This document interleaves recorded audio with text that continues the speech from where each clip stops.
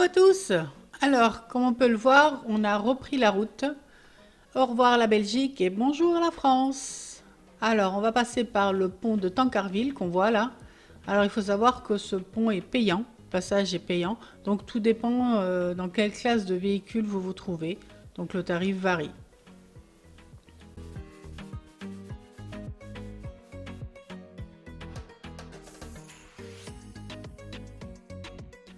Donc là, on s'arrête quelques jours à Mélé, en Bretagne. Donc on se trouve là sur l'aire de camping-car, où il y a la possibilité de faire les vidanges et de recharger en eau, tout ça gratuitement. Mais par contre, il n'y a pas d'électricité, mais on est sur un sol en bitume, bien sympa, donc merci à la commune. Après cette longue journée de route, on va se balader un petit peu dans le village, histoire de se dégourdir les jambes. On ira l'explorer un peu plus demain, puisqu'on va faire un parcours de trésors de Haute-Bretagne.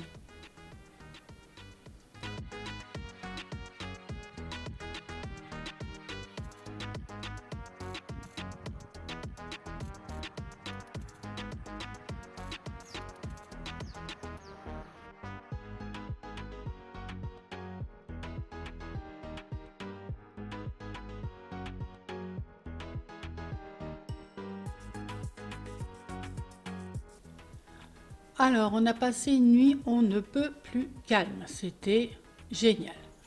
Donc comme je vous l'ai dit hier, ce matin, on va faire un parcours des trésors de Haute-Bretagne. Le parcours s'appelle Mélé Village Durable. Alors Mélé, c'est une charmante commune de Bretagne qui a été labellisée commune du patrimoine rural de Bretagne depuis 1996.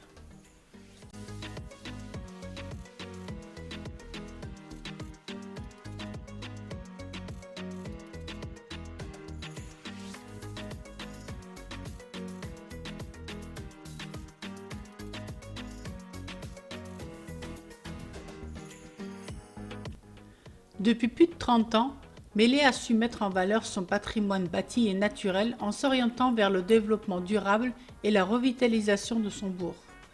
Avec ses habitants, la commune a réhabilité le bâti ancien et a entrepris de replanter plus de 80 km d'arbres et d'arbustes et de restaurer des cours d'eau.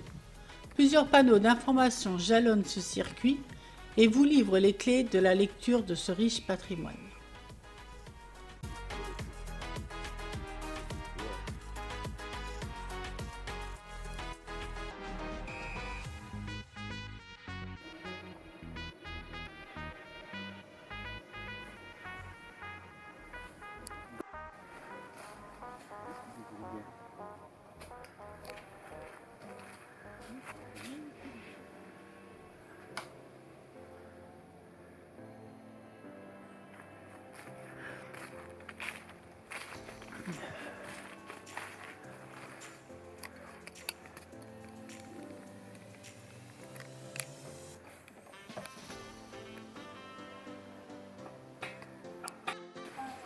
Apparemment, il doit y avoir des nutriments sur les granits. Sur le granit, ouais.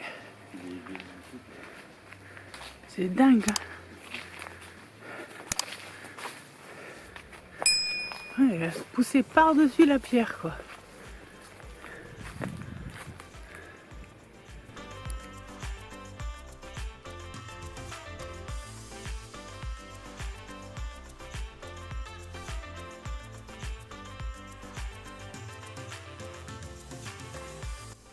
Allez, c'est parti. Cette fois-ci, on a pris les vélos et on se lance vers Mont-Haut. Alors, on découvre le village avec ses rues étroites et ses maisons traditionnelles bretonnes qui nous transportent dans le passé.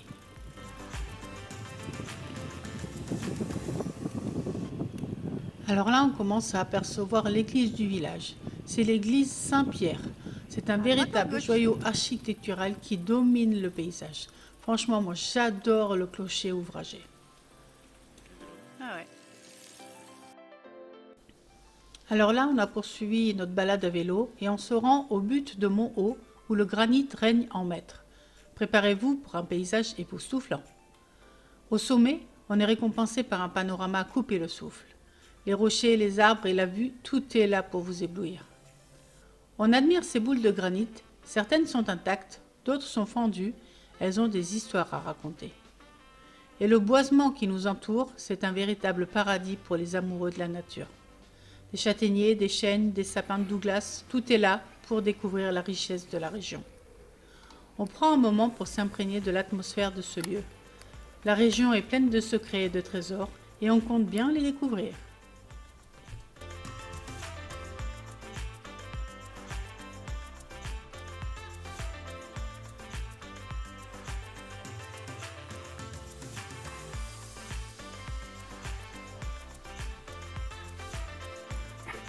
Le vélo, je prends le vélo, je fais des photos. On arrive à la chapelle Notre-Dame de la Délivrance, un endroit mystérieux où l'histoire est un peu floue. On sait juste qu'elle date probablement du XIVe siècle, mais il y a peu d'informations disponibles sur sa construction. Mais ce qu'on sait, c'est qu'elle a vécu des moments difficiles. Un panneau sur place nous indique qu'elle a été détruite et reconstruite de nombreuses fois. Mais l'endroit est aussi rempli de légendes et de mystères. On peut retrouver 4 pierres à légende autour de la chapelle, comme la pierre aux moines ou la pierre au sacrifice. C'est l'occasion de découvrir des histoires anciennes et de laisser libre cours à son imagination. Et pour prendre un peu de repos, des tables de pique-nique sont à disposition sur place. C'est vraiment l'endroit idéal pour se ressourcer et profiter de la beauté du lieu. À vous de venir découvrir cet endroit unique et chargé d'histoire.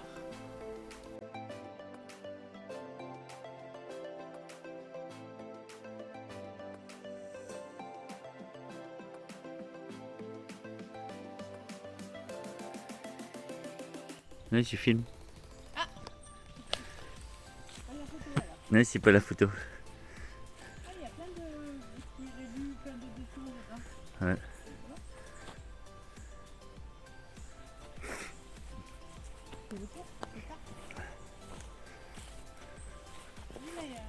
Ah ouais, des dessins du village. Ouais.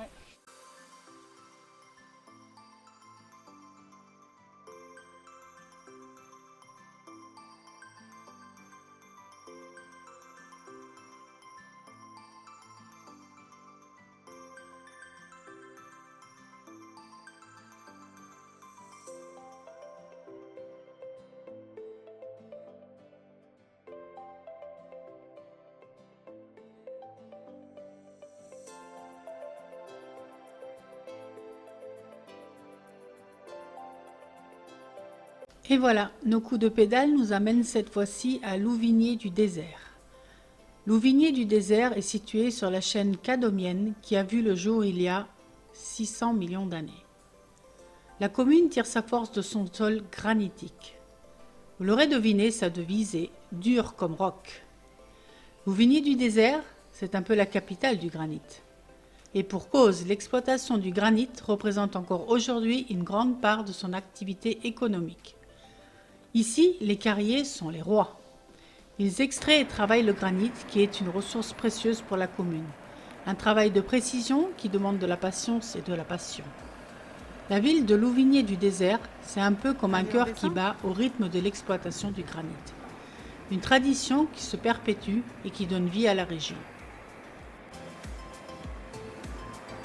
Ouais, ici oui.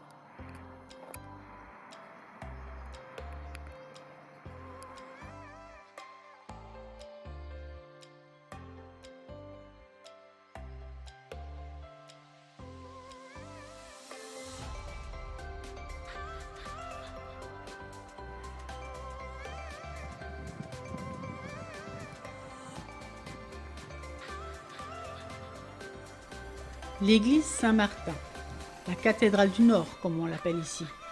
C'est un peu comme un phare qui émerge de l'horizon et vous guide vers le centre de Louvigné du désert. Sa tour carrée, imposante et élégante, est un véritable repère visuel. Et lorsqu'on pousse la porte, on découvre un univers encore plus beau, avec des vitraux colorés, des sculptures et des ornements qui vous laissent sans voix.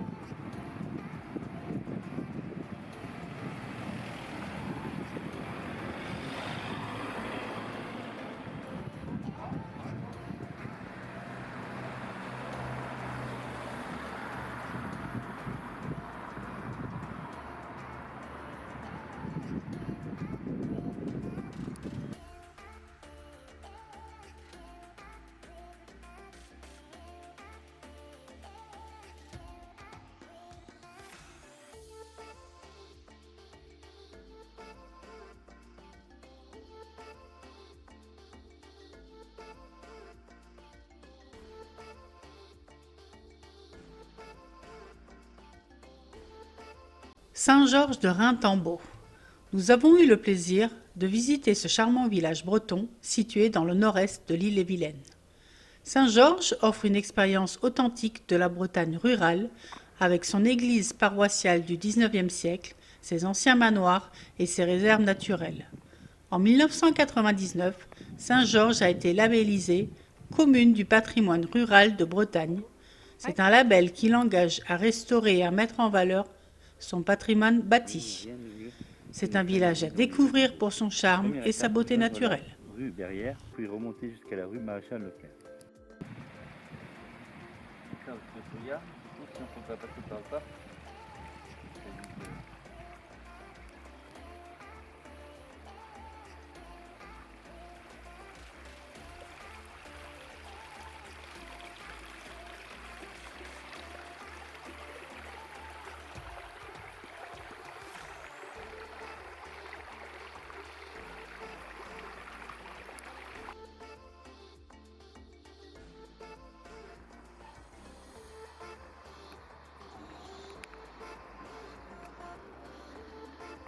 Ça représente quoi la bestiole là-bas?